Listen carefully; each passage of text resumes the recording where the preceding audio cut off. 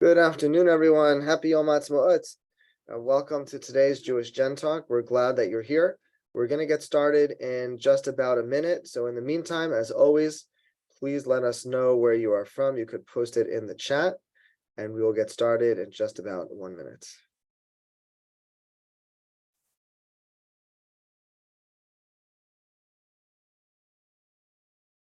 We have Rebecca from Cincinnati, Ohio. For those of you logging in, welcome. You can post a note in the chat where you're from, where you're logging in from. We'll get started soon. We have Kayla from London, Ontario, Stephen Smith outside of Boston, Elizabeth Long in Reno, Nevada. We have Judy Missel, Mesa, Arizona. We have Toronto, Tel Aviv. Someone said hello to me, but it went too fast, but thank you. Hello back. Monica from Hamden, Connecticut. Shelley from Vancouver. We have people from all over the world joining us today. We have Rachel in Scotland. We have Liat in Israel. Herzliya is, I missed it, but whoever's from Herzliya, welcome. We have Rivka from New Jersey. Welcome everybody who's logging in. We're glad that you're with us for today's Jewish Gen Talk with Garri Regev. We're about to get started. In the meantime, let us know where you're from in the chat. We have Chuck from Denver. We have Noah from Efrat in Israel. Welcome. We have Eti from Tel Aviv. We have Cheryl in Jerusalem. So a lot of people from Israel today. Baruch Sugarman in Efrat, Israel. We have Daniel in Stockholm, Sweden. And welcome. We are so glad to have everybody here. We have people from Russia. Welcome. We're glad that you're with us today. Okay, we're going to get started. My apologies that we were slightly delayed in getting this up and running. My name is Avram Grohl, and I'm privileged to oversee Jewish Gen, which is the Jewish Genealogical Research Division of the Museum of Jewish Heritage, which is based in New York City. If you've never been here, if you can imagine Manhattan, if you imagine where the Statue of Liberty is located, we are directly across the water. So it's a wonderful place. If you are in the New York City area, I invite you to visit. And of course, if you do, please let me know so I could greet you personally. Today is part of our ongoing series of educational webinars called Jewish Gen Talks. And we are very excited to be joined by Garri Regev, who's going to talk to us about the basics of research in Israel, which of course is very timely as today is Yom Ha'atzmaut, celebrating the 75th birthday of the State of Israel. A little bit about the talk. It's going to explore the current opportunities for research in a variety of archives, records that have been digitized, and the kinds of records that are available. We'll talk about the Israel Genealogy Research Association that Garri has been part of since the very beginning, and it will be something that will be very instructive for many, many people. Just a few notes, as always, please, we will have an opportunity for questions and answers at the end. Please put your questions in the Q&A, which is in the bottom of the screen, and we will try to go through as many of them as possible. Please try to keep your questions general. We will not be able to do any specific research. If you'd like to be to stay informed of webinars such as this one, please make sure that you join the Jewish Gen discussion group and that you are on the Jewish Genealogy portal, and of course the Jewish Gen Facebook page, where we are posting announcements. And finally, I'm going to enable the transcription on the bottom of the screen so you can follow along that way.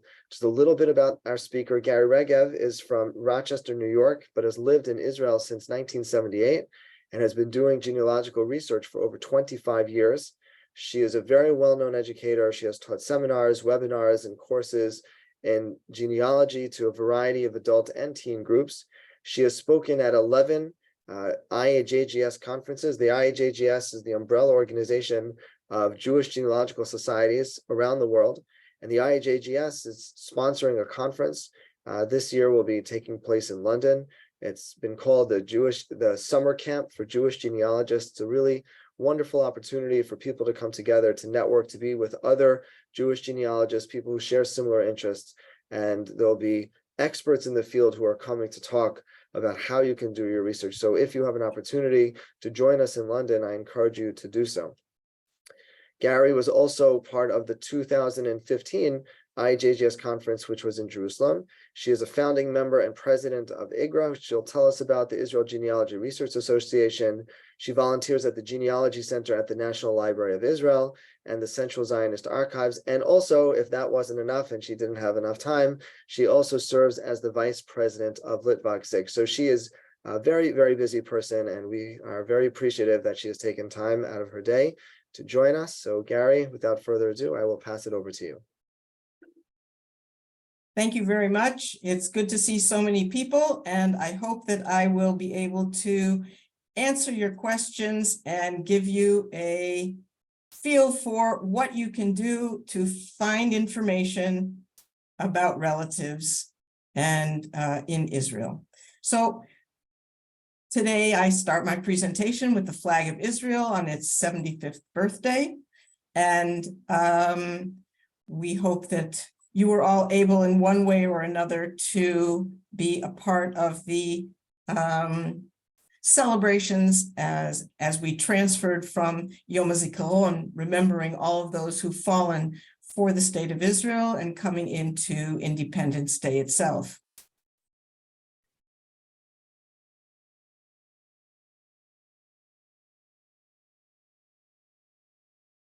So what are our expectations?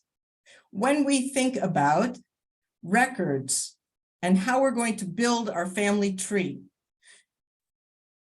we have certain things in mind, especially knowing the kinds of information that you can get when you are in America. So for instance, you might find in America a marriage license that is rich with information. It will give you the name of the husband, the wife, where they were married, not only the city, the county, the state, their ages, where they were living, their occupations, and information about their parents, even a maiden name of the mother, whether it's the first marriage or more. Rich documentation.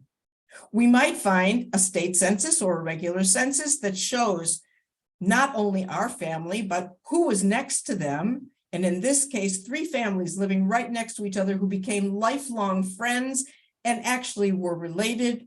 And even the person on the top line, Simon Wolk, was a jeweler, and he took in from the family that lived next to them the children as a way to bring them into that profession.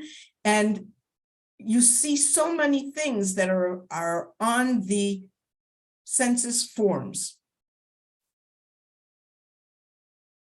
Or we have a death certificate that gives you, again, a whole range of information, what the person died of, when they died, where they were being buried, and the cause of death, the dates, lots and lots of information. Well, that's not what you can expect when you get to Israel. So what can you expect?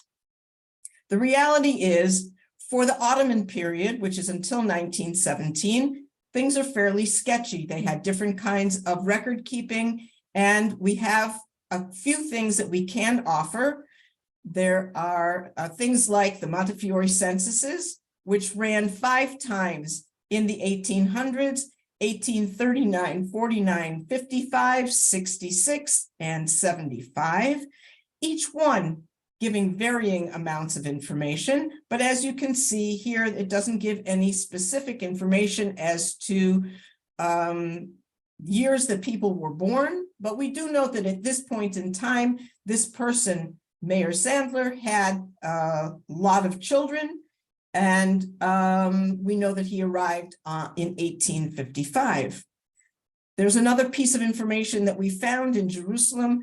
There is a list of what's called baptisms, but actually Moses Landsman was an adult Israeli. He was a blacksmith, and he was in Jerusalem with a birthday of August 13th, 1893, and Mordechai Marcus. These are obviously not people who were Christian, but rather some Jews that were included in that information. The reality for the mandate period. We might find a voter list We can see here that there's a list of people who are all at the same address. They all have the same last name.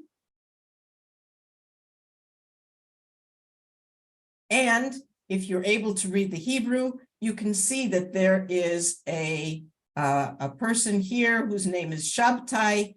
His father was Shem Tov, but you can see that the children, there are 3 children here that were born to that family. You can see if they are male or female, their ages, and whether they are Ashkenazi or Sephardi. That was listed in some of the information in the early times of statehood or leading up to statehood. Thanks to Garri Regev, there was an index of the earlier name changes, and there is the Palestine Gazette, and the names were registered as to what the surname was, the old name and the first name, the new name, again, surname and first name, the nationality, and where they were currently living.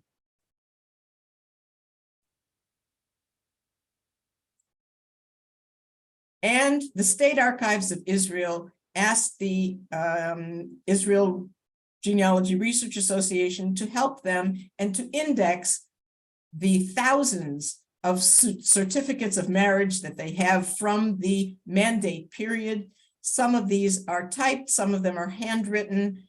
They give the name of the husband and the wife, their ages, professions, if such exist, the names of the community that they are in. This is the Jewish community, the name where they are currently living, the residence, the names of their parents and the professions of the parents, and where the parents are living. So this family has the parents of the groom in Jerusalem and the bride from Egypt. And this is the closest thing to a vital record that Israel might have available.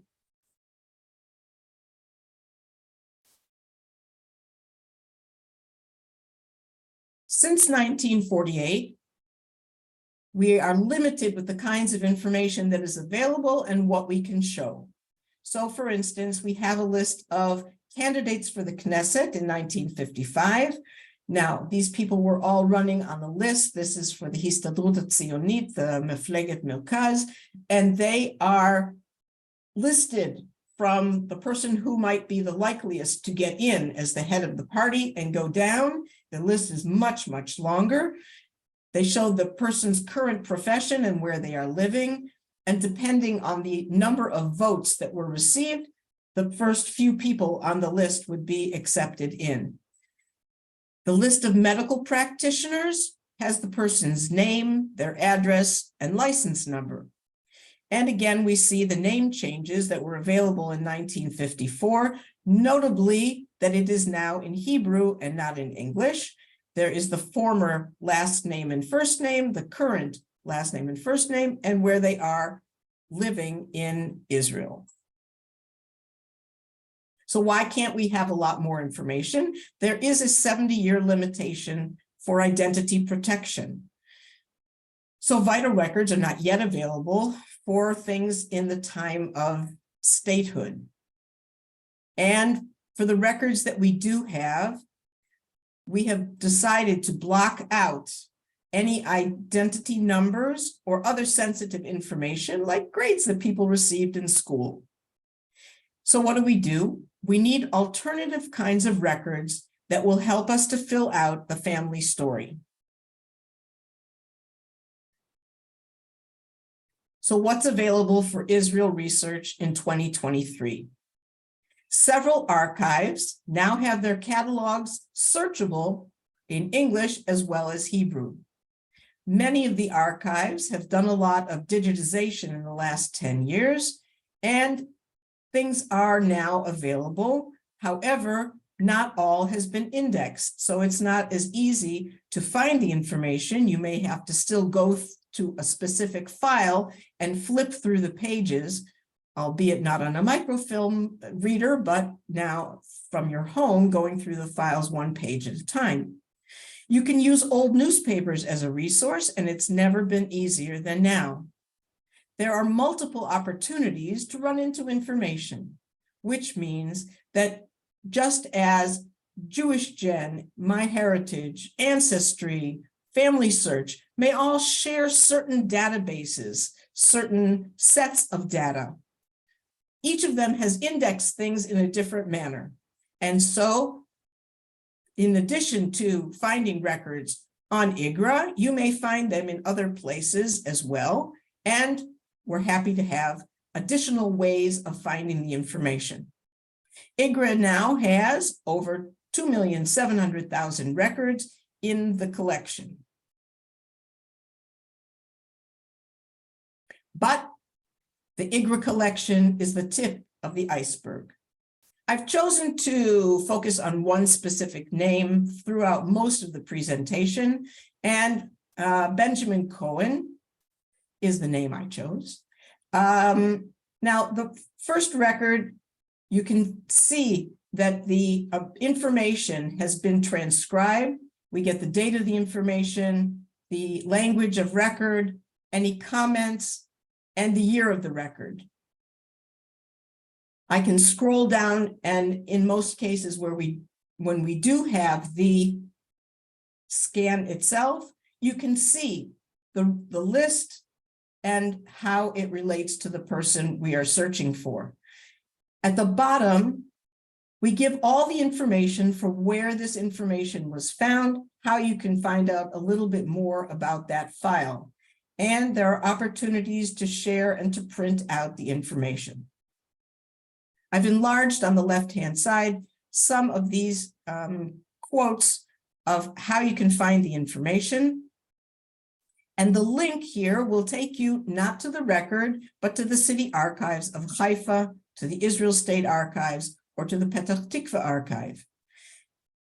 In order for you to speak to them and to tell them what record you need more information about, we've given you all of the particulars of that record.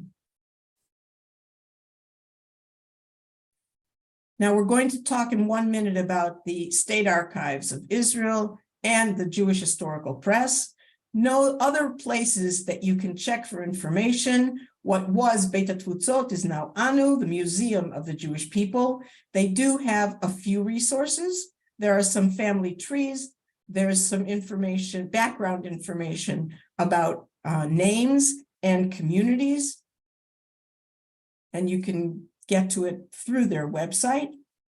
There's a website that is now both in Hebrew and English, which is a new thing. It was only in Hebrew up until a short while ago. Yizkor, remembering all of the soldiers who fell fighting for Israel's independence and to keep it a democratic and independent country. And there's another site called Giving a Face to the Fallen, which has taken on the responsibility of finding information on people who served and were not documented before they passed away. And so we now have a better idea of who they were. Of course, there's Yad Vashem. We'll talk about that again in a few minutes. And the Ghetto Fighters Museum, Beit Lochamei Getaot, and B'Ntivei Apala up in Atlit, that documents the people who came in during the illegal immigration period.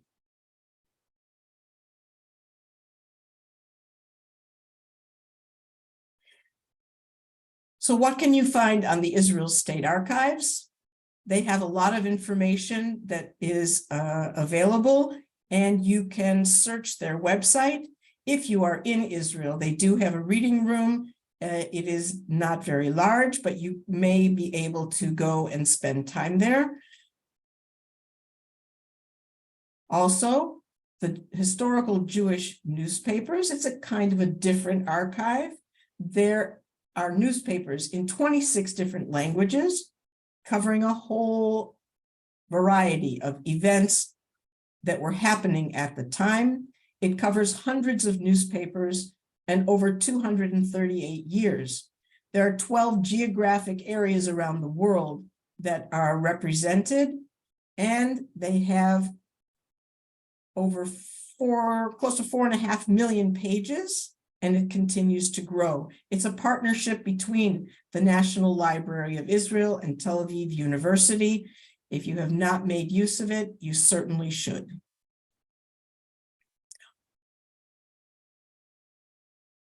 And there are archives that are outside of the state of Israel. As I mentioned earlier, the Montefiore Endowment Fund and their census records. You can go directly to their website and find information if you had family who was in the Palestine in those years. The JDC Archives has a lot of information that is relevant to Israel research. And of course, there is My Heritage and Ancestry. There's limited access online to the Central Zionist Archives and the Central Archives for the History of the Jewish People and the National Library.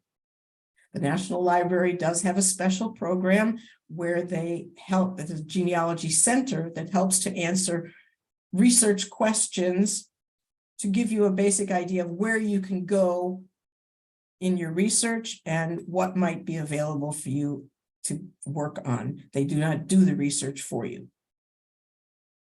So the Central Zionist Archives is not in their building at the moment. Their building is undergoing some work, and they will be available eventually. Their reading room is very small. You have to make an arrangement in advance, and you can't just show up and go there.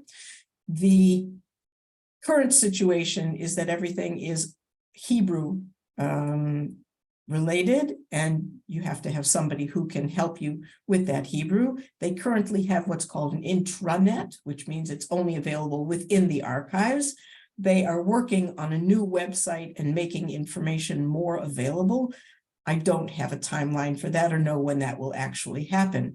They are one of the archives that has not allowed us to put the scans up on our website, so you will need to reach out to them in order to get more details about any record that you find on the IGRA website. The Central Archives for the History of the Jewish People is in the process of moving. They're not currently open and accepting people to come in and research. They are being incorporated into the new building of the National Library of Israel, which should be open in the next few months. It's in a triangle that's between the Knesset and the Israel Museum. It's a beautiful new building, and I'm waiting for the ability to go in and check it out. Their records are being scanned, but they are not yet currently available online. The records there are categorized by the community and not by individuals. They do have many, many unique records that you will not be able to find anywhere else. Those records are in the vernacular, so you may need to have a cheat sheet to be able to go in to find information regarding the community that you know your relatives lived in, and then to search through and find the names that are important to you. There are many municipal archives that have resources, and a lot of them have shared their information with IGRA, and you can find those databases on the website. This is only a few to mention, and you will be able to research, request more information from the archives. It's not easy to access their information on their own websites. Right now, they have more ability to give you information if you write to them. So what could you find? You may find voter lists, school records, census records. Remember that those archives have been documenting their populations since they began, which in some cases are over 100 years.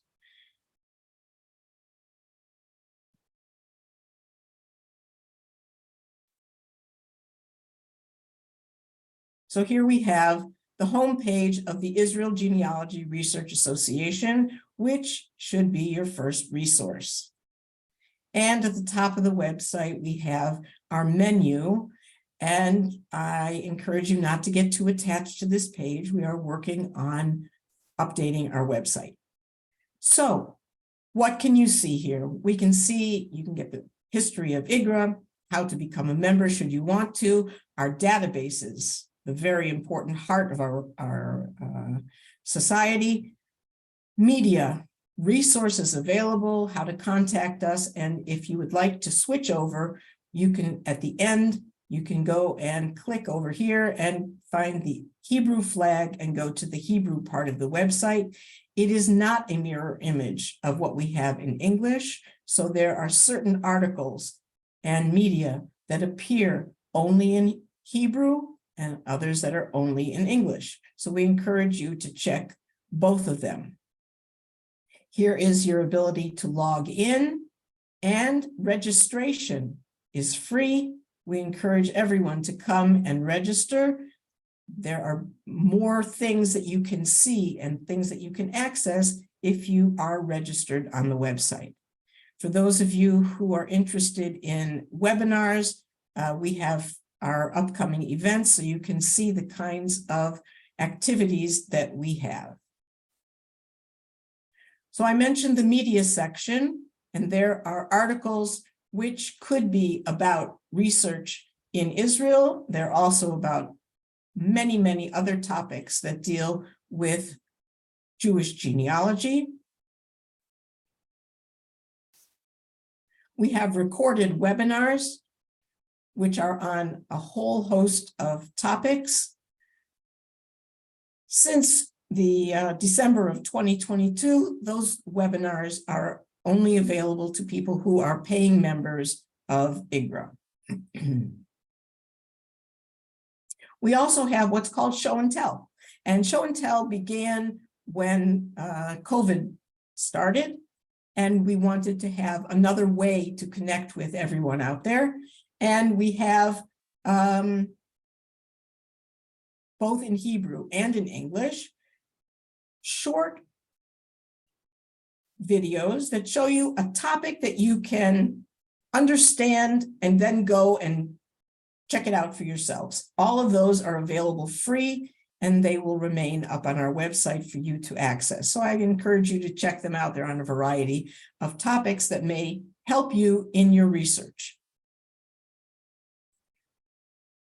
The resources section. As we are a society in Israel, we have people who come from everywhere, and their relatives came from everywhere. So we've put together research guides from a lot of areas around the world. If you are knowledgeable in some place that we don't yet represent, and you would like to prepare a research page for us, we'd love to add additional places. You can also see that we have a section with research in Israel, and we'll now go and see what kinds of resources are available. So the guide was put together by Rosie Feldman, and it has a lot of things that will help you figure out how to find more information than is available on any of the websites we've spoken about until now. So it may be a list of archives, burial societies or cemeteries, census records, libraries, museums, how to get phone numbers, things about soldiers, state offices, universities, and more. So keep scrolling down. If you've seen the archive section, keep going. There's lots more. So what does it look like? Here we go. The archives are all listed alphabetically. Those that have a blue line that are accented in blue, those are all live links. It'll take you directly to that archive. In most cases, we tell you whether when you get there, you'll find that it's in Hebrew, both Hebrew and English. Some of them are only in English. And in some cases, a little bit about what you might find when you get there, if it's not clear enough from the name of the archive itself.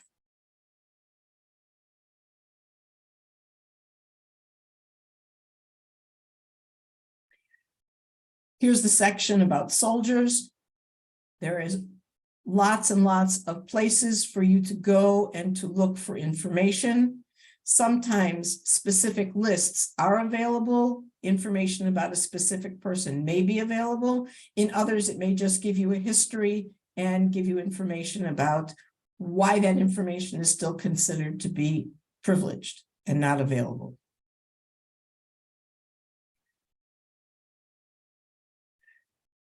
So if we're going to pull together the family story, we need to be creative. We need to think of what kinds of records will give us information about our family.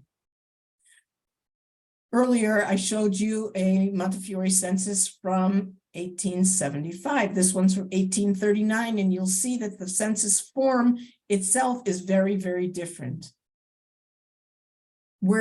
Here we have the information about the description of the specific person, the birthplace, the country that it was in, where the person is located, and that is on the IGRA websites. That's a summary of what there was. And here is more information that is available when the document itself was translated, and it sits on the Montefiore census page.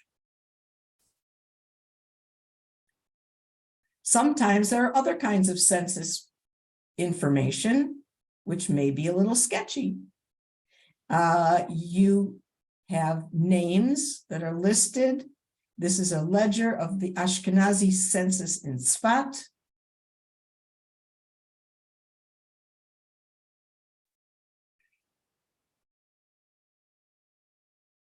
Or this is a sample of a record in 1928. People who were living in the Tel Aviv, Jaffa area, giving the family name, the first name, name of the father, their ages, what their profession was, and where they were living. So again, you can sometimes pull together a family that were living in a specific place.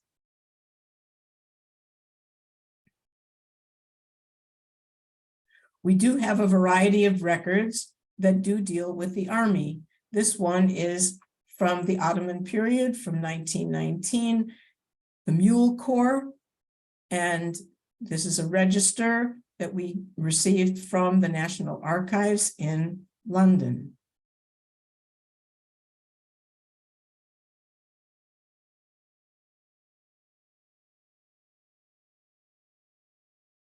There's also a special book that is in Yad Vashem, and we were given access to index it. These are people who volunteered for World War II, and they were helping in the efforts to end the war. And we have information about the individual people, and a lot of information is available here. Sometimes there's more, sometimes there's less. Each person is different.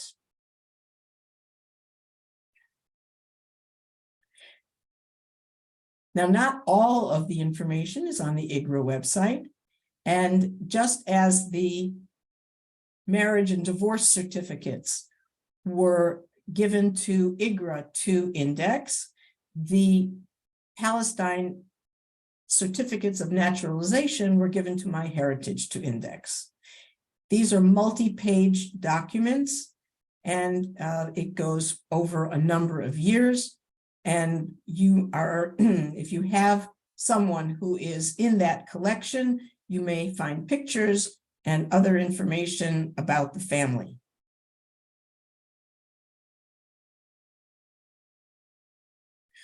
There are immigration lists.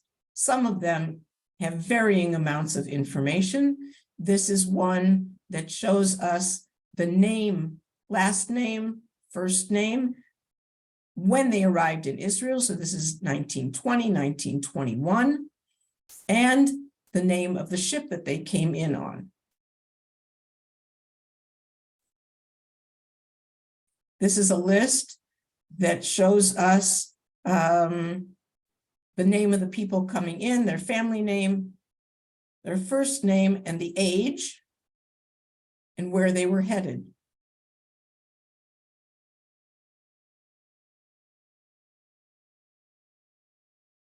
Again, we have the name changes, both the English ones, and the Hebrew ones. So these were collated by the official Gazette. They're available in some libraries, in the National Library, in the Law Library in Tel Aviv, and other libraries. As you can see, I told you that we would black out certain things. So here we have a later document. This is from 1954, where we have the names, the changes that were made, where they were living. This gave their Teudat Zehut number, their identity number, so we blocked that out. And this was the date that they officially changed their names. Not everyone officially changed their names.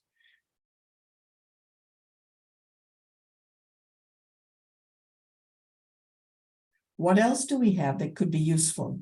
We have a whole group of professions. These are just some of them.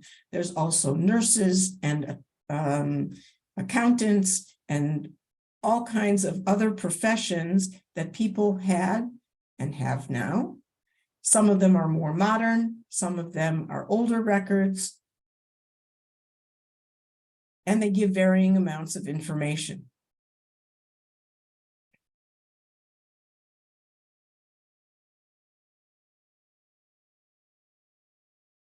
We have people who were in politics, people who were delegates to the Zionist Conferences, people who ran for the Knesset or the local authorities, for the Farmer Council elections.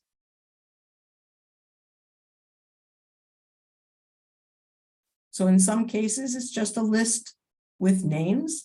In other cases, it gives us their profession and where they were living. And if you have elections, you have voters. So we have lots and lots of voter lists over a large amount of years. Here you can see represented 1934, 36, 1942. In 1942, we have representative lists of over 150 communities in Israel.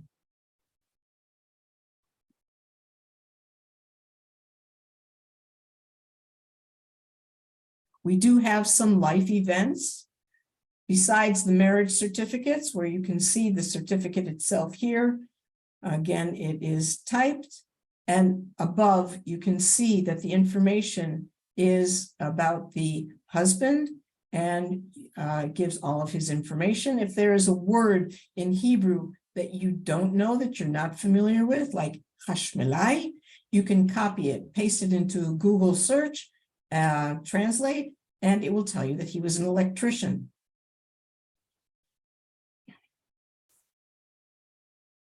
This is a birth certificate from 1936, or a register, someone who was born in Tzfat. It does give the name of the father and mother, how old they were at the time, and even who the midwife was. This is a list from 1940 from Pardes Chana.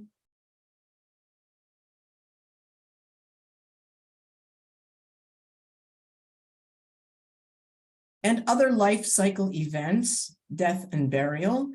IGRA does have an amount of records on our website. We have a lot of documentation of the cemeteries, the older cemeteries in Tzfat, thanks to a volunteer who was up there, Chaim Sidor, and documented the cemeteries there. We do have some from Billion Graves that were documented by IGRA when Billion Graves and MyHeritage went around and documented all of the cemeteries in Israel. There's a new site called Graves. It doesn't have a lot of cemeteries yet. It has about 35 to 40 cemeteries at the moment. It's growing, but it does give you a map and how to get to the particular grave that you are looking for and more information. There's also, of course, the Mount of Olives Cemetery, which does have limited capacity to give you information in English. For Benjamin Cohen, it pointed out to me several places that have a Benjamin Cohen buried there and how to get to that tombstone. A lot of the tombstones there have been reconstructed after they had been damaged during various periods when the Mount of Olives was not in Israeli hands. They are working at reconstructing more. That it is possible to get some information in English as well.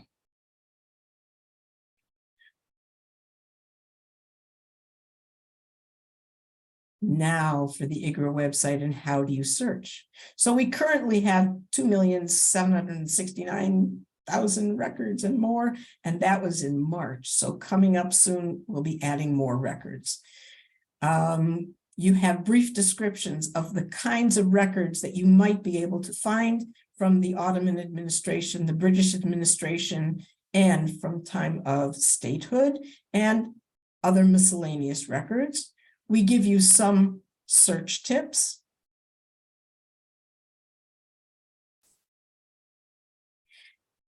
When you are searching, this search box, this filter box is an important area for you to keep track of. And here's how you put in the information. You can use English or Hebrew if your computer doesn't talk Hebrew.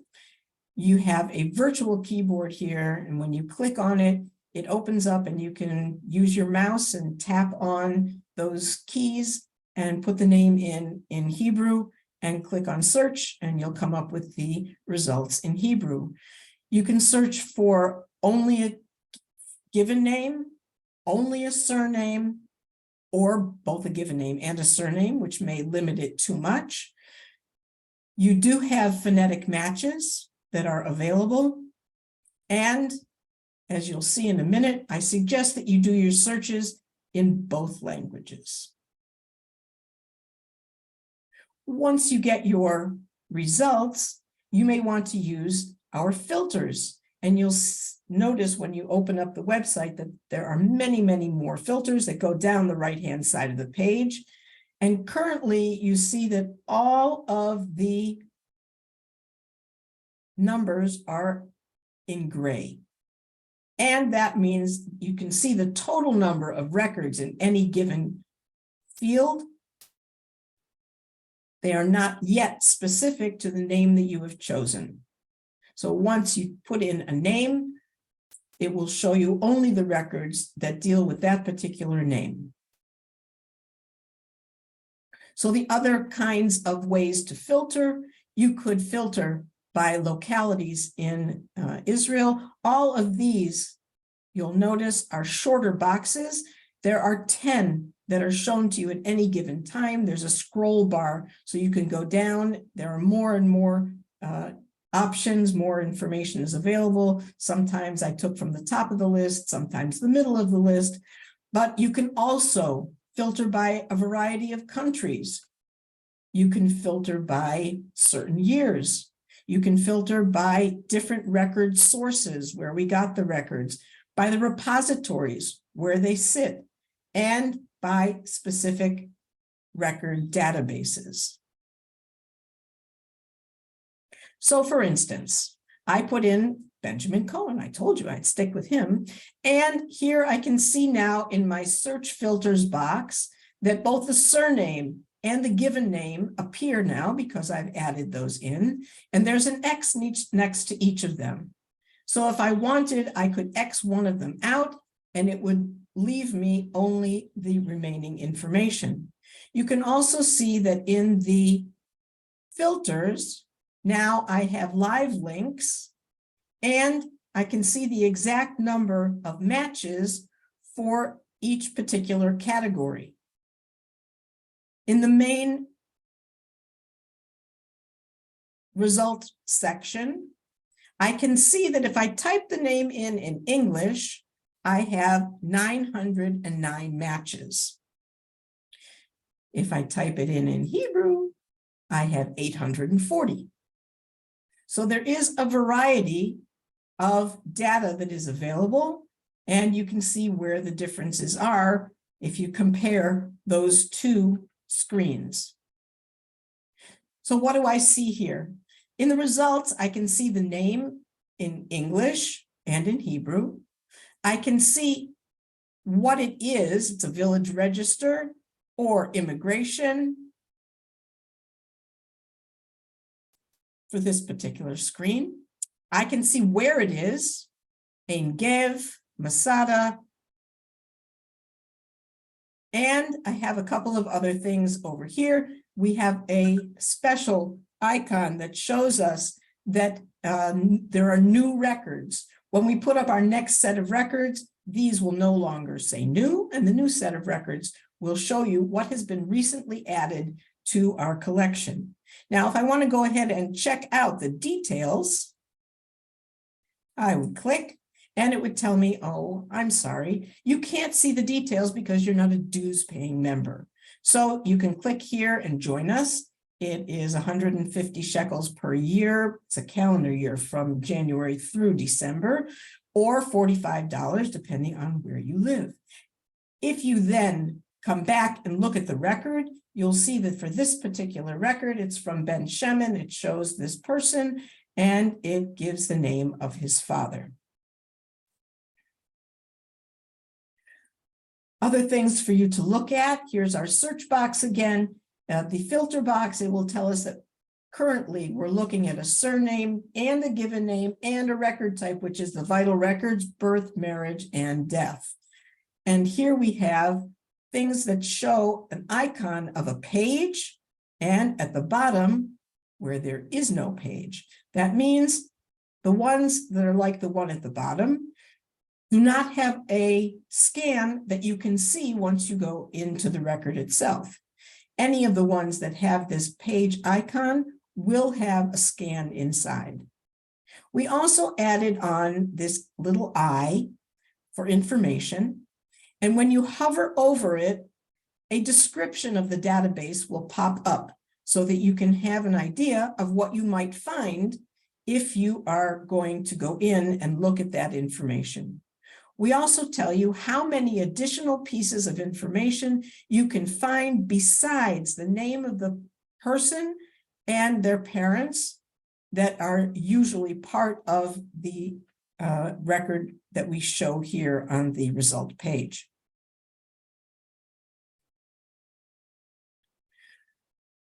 Here again is the Montefiore censuses, and we have information. We follow the link at the bottom. This is one link that works and takes you to the Montefiore website, where you'll find a summary of what's available. You can also click on to the scan line and see the information in the original Hebrew. And this person was what we call a batlan, which only meant in their terminology that he was available to be part of a minyan. It's an important thing to do. These are the different forms of the censuses, and you can see how they changed over the years, both by how they were written, the kinds of information that was asked, and how easy it was to understand.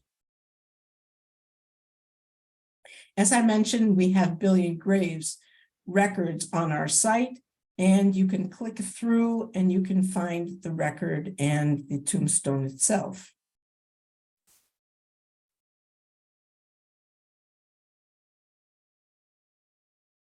I went to the Billion Graves website to look for a specific person who died in Israel, and I can find more detailed information about this person and click through to the tombstone itself.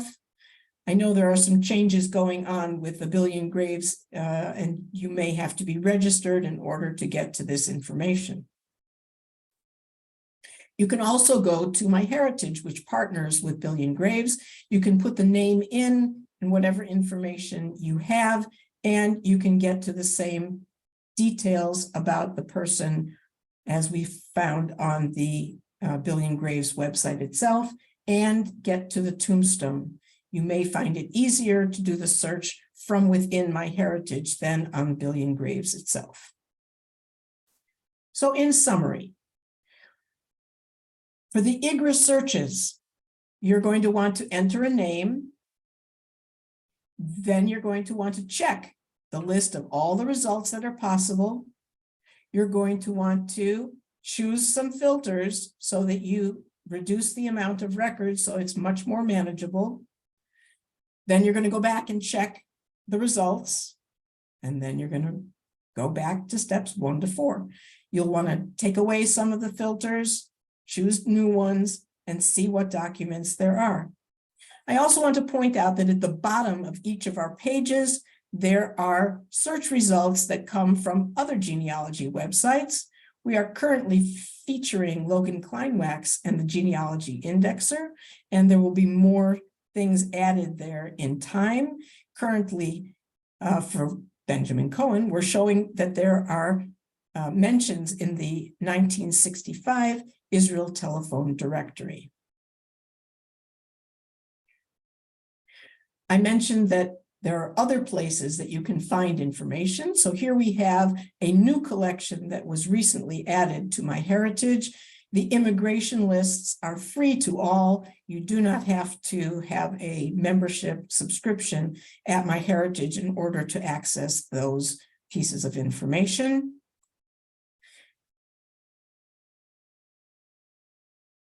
The documents are in the original, so it may be only in Hebrew.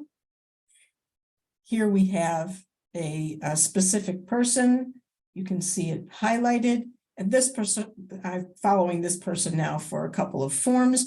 You can see that the ship arrived in 1936 to Haifa, which is really hard to read from how this particular page came through. This is obviously a copy, and something moved in the copying process. The ship was Jerusalem. So it slipped down a little bit. And they say that the person was born around 1854 because his age is listed as 82. And at the time in 1936, they didn't know what part of the year he was actually born in. So they say it's around 1854. This same person appears on a record that you could find on LitvakSIG, and LitvakSIG has now shared some of its records with MyHeritage. Again, that being able to run into records in more places than one. And this is the information that you would find if you had the translated information of this file that is, as I said, on LitvakSIG. Gives you information about this person and when they were coming to Israel. He also appears in the Naturalization Application Collection. So as I mentioned, it might have a picture, gives you a lot of information about the person, tells us where his record was issued. It was issued in Kovna, and more information about him, what the name was before he left.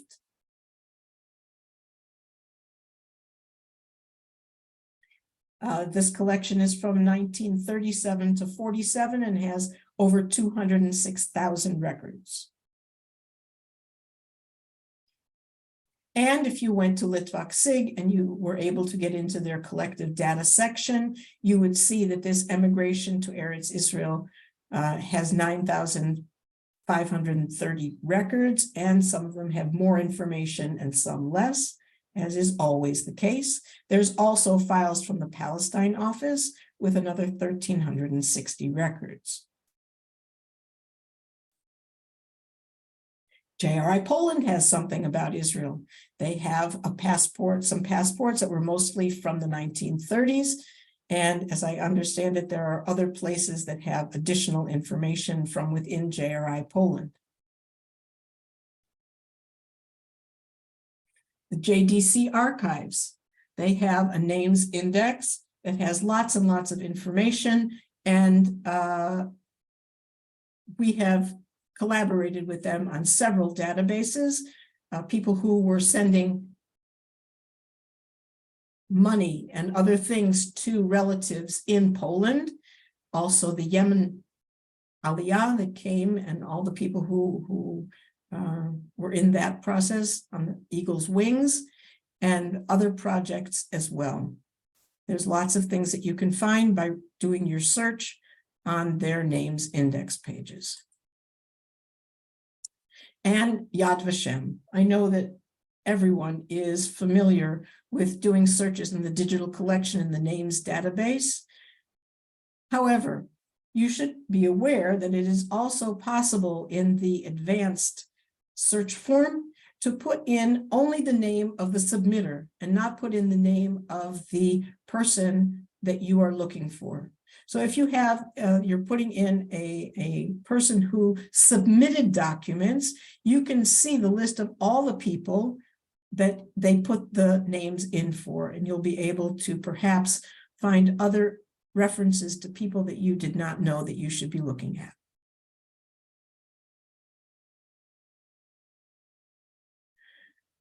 How do we get all these records? How do we make a difference? IGRA started out in 2012, and we did not have databases at that time. So this record amount of information that we make available, getting close to 3 million records, is due to a dedicated group of volunteers. We encourage you to join us in a whole lot of capacities. Please write to us at webmaster@genealogy.org.il. We have a format that you can easily log on to and help to work on our databases. We have also many other options and opportunities for you. The databases, some of them are in Hebrew, French, English, and a page might look like this. It could be a list of names with different fields on it. Here we have a very short page, and you just type in exactly what you see, and you submit the transcription and go on to the next page. So we encourage you to help us to make more records available. And also, if you have capabilities with Excel and are able to help us proof things and make them ready to go online, we really need those kinds of people as well.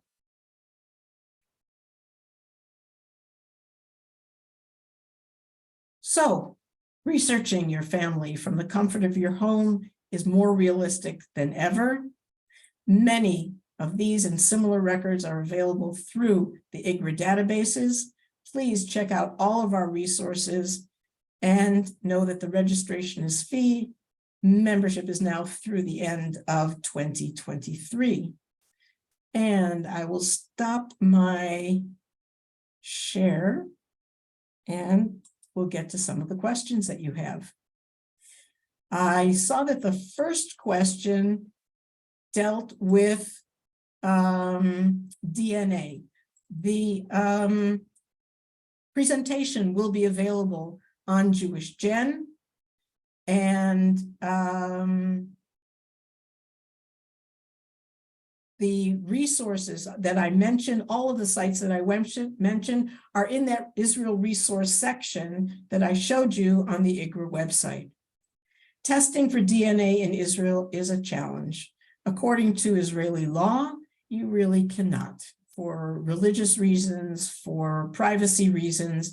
And if you have tested in America and you go to visit Israel and you want to sit down with your relatives in Israel and show them, once you get into Israel, that information is blocked. At least with my heritage. It is not something that a lot of Israelis are able to do. And there are some ways that you might be able to get around it, but it's not really a big thing at the moment. So yes, the talk is recorded. I can't go into any specific information about people. I know a lot of you have asked for specific questions. The things that we do have as far as marriage records go up until the mandate. So 1950, we don't have. We only have information that is available from those certificates that were from the 20s through 1948. And we don't have every certificate of everyone who was married during that time period. The IGRA website will have information about people who came in the World War I time period. You might be able to find them in some of the records that I was showing you. Someone asked about finding information. They have an old Israeli passport number. Unfortunately, that would not get you any kind of information. You wouldn't be able to ask anybody about that, as far as I understand.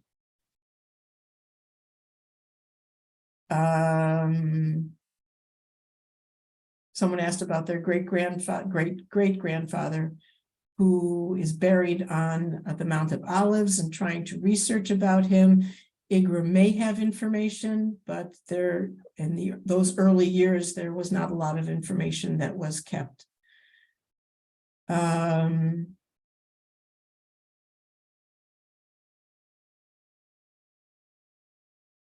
Someone says they were born in Kfar Saba. They want to know the home address of their parents who presumably were living there. Well, you'd probably be best to write to the Kfar Saba archives and to ask them for assistance. Someone asked about whether the Central Zionist Archive records are online. Again, I will say no, they are not online. You can write to them. They may give you an answer sooner rather than later. I understand that they have more people who are available to give answers now. They do have a charge for those answers. I hope that there's a question here about the Central Archives for the History of the Jewish People. I hope that I answered that question. The Historical Jewish Press is definitely online. It is through the National Library of Israel, and it's a wonderful, wonderful resource.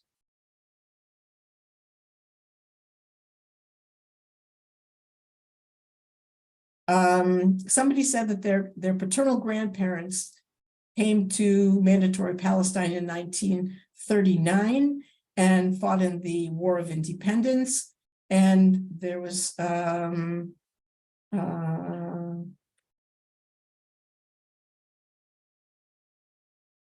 someone died in 1953 and they wanted to request her death record. I don't believe that those will be available anytime in the near future. And if you can prove your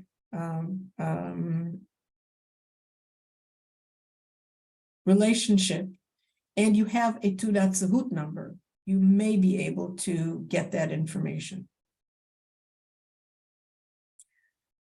All marriages were registered.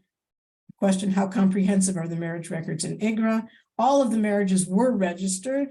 Not all of the certificates were held and transferred to the Israel archives.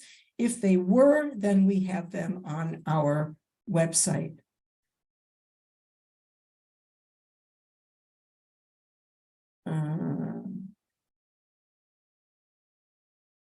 Someone's asking, they read the Billion Graves is documented every cemetery in Israel, and not all of the records are on IGRA, but somebody died in 2008 and does not show up. That is unusual. You should try some different spellings, and I don't know, it may, why it wouldn't show up. You should check both in Hebrew and in English. Somebody's asking how to research or find professional researchers. IGRA has a special page on our website with professional researchers, and you are welcome to look at that list and to see if anybody there might be able to help you.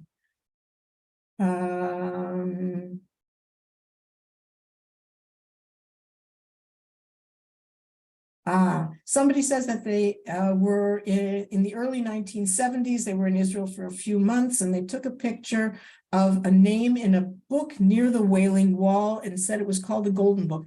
That may be something that's related to Karen Kayemet, and you can write to Karen Kayemet and get information. We are working to try to get the possibility to index all of those golden books and make that information available. It's at the top of our list. There are Landsmannschaften societies, and there is a special page by Avram Kraus that is in our list of resources. I encourage you to check that list to find out more information on how to access information within Israel. Information about people who immigrated in the 1880s and 90s is difficult. There isn't a lot of information that's available, but through some of the resources that I mentioned, you may be able to find mentions of your family. Someone's asking if people who went to Palestine to die in the 1900 or 1902, are there any arrival records or lists of deaths during this period? Unless you find something that's in one of those historical newspapers, which you should check, I don't know that there would be a lot of information available. What is the locality Masada? There's a kibbutz.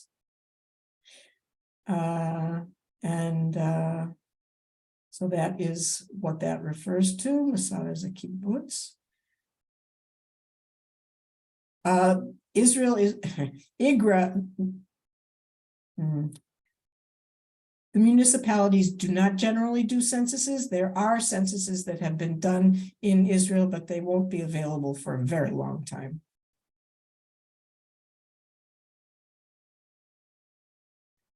Someone's saying, while going through my parents' files, I found names of cousins I never knew about, likely still living. What's the best way to get contact information? You can try through the phone books. You may be able to find some of them mentioned in some of the databases that we have. You can try on Facebook.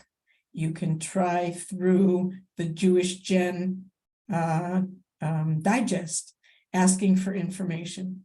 JDC is the Joint Distribution Committee. I'm sorry, I thought that was something that would be understood. JDC is the Joint Distribution Committee. If Avrami would like, a handout can be made available. Other than Yad Vashem, other sites for research, I don't know if that question is Holocaust related. There are other sites that you can find by scrolling through the websites that are on the in that list of resources.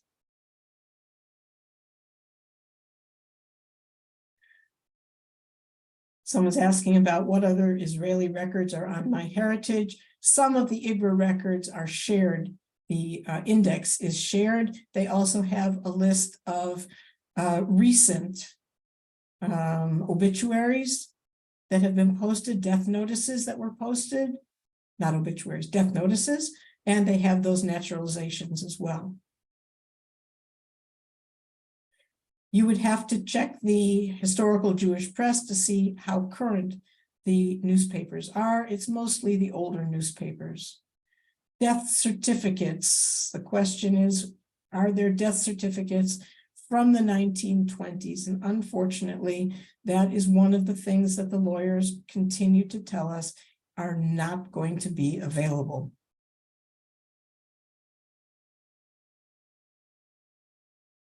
Is anyone interested in collecting new information, such as letters written during the British Mandate? You may want to turn to the Central Archives for the History of the Jewish People and see if they are interested in that.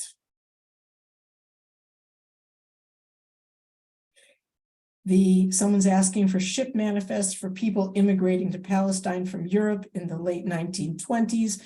Both the IGRA website should be checked, as well as MyHeritage. Why can't you copy and paste information on the IGRA records? You can highlight it and use Control-C and then copy to paste it, Control-V. Control-C to copy, Control-V to paste. It's a workaround. What resources exist for translating handwritten Hebrew and Yiddish? That's challenging. Please send us an email. There are current telephone lists. You can find those on the list of resources that I mentioned in my email addresses are not available as far as I am aware.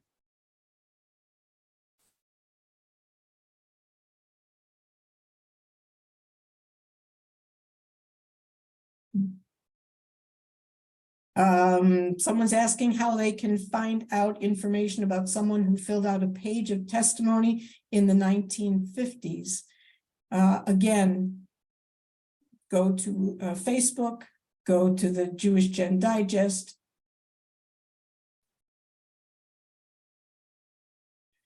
I think this may be a continuation of a question.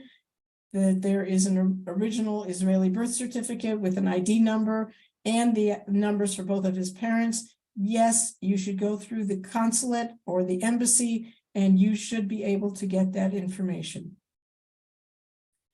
Any records of land property in Israel? There may be some records available. You would have to ask one of the researchers to try to help you with that.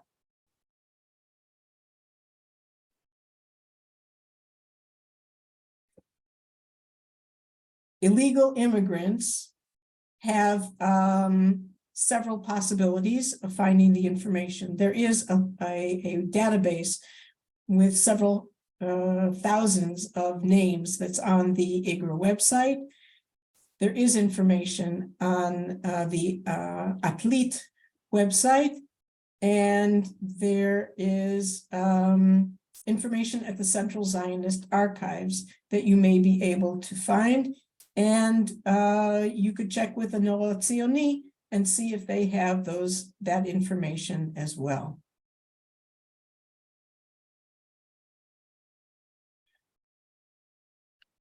Thank you all for being with us. I hope that I've managed to answer many of your questions.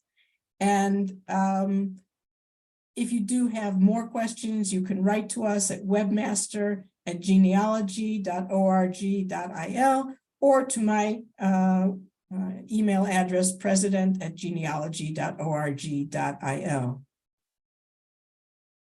Avrami, are you out there?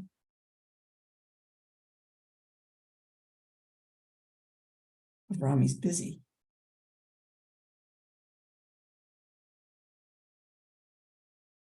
Let's see. Anything else? Someone's asking about their father received permission to attend the Technion and emigrated from Poland in 1938. There very well may be information. My grandparents lived in Jaffa. They had cows and delivered milk. There may be some information. You should be in touch with the Tel Aviv Jaffa Archives. I like that information about someone who translates Yiddish letters. That's very important. Thank you very much.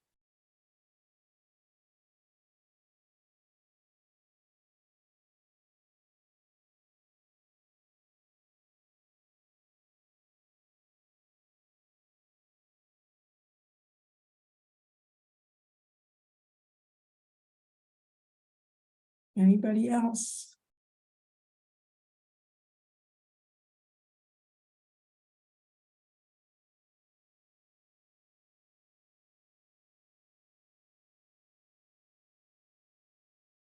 The Technion probably has records of students. I don't know if they will, how much information they will give out, but you certainly should be in touch with them.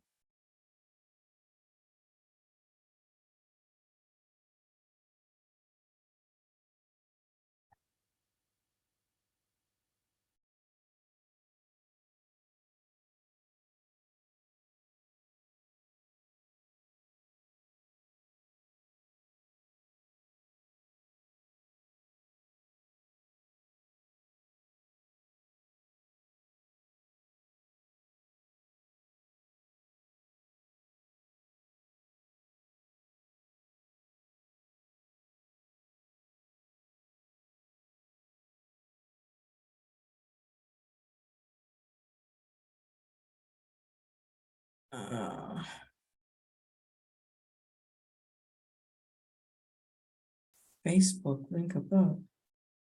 No, that's our. There is some information about orphanages on the IGRA website.